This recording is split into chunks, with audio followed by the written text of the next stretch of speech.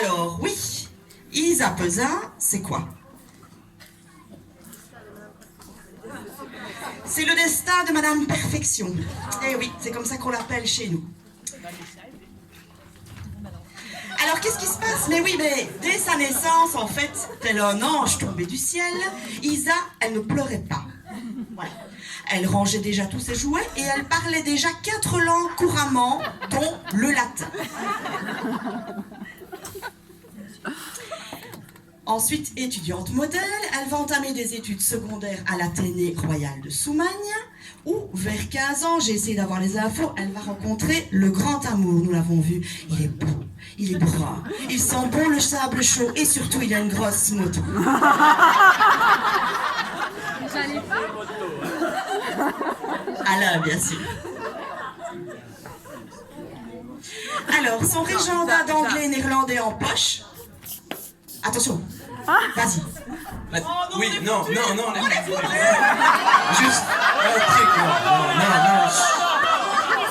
J'avais 16 ans, j'avais une moto, déjà, puisqu'on l'a dit. Et alors, donc à l'Athénée, elle prenait le bus devant l'Athénée, donc il y avait à peu près 2000 élèves.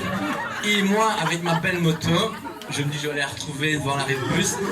Et puis alors, je suis arrivé devant l'arrêt de bus, j'ai voulu monter sur le trottoir, mais comme il faisait mouillé, ma roue avant a glissé, donc je me suis étalé devant. Donc j'ai gardé mon casque et puis je suis reparti. Et là, on a eu un break. On a eu un break d'une semaine.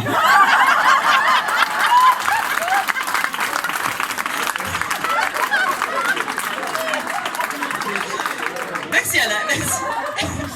Donc, pour ceux qui ne le savent pas, mais Isa, elle a commencé d'abord comme prof de langue.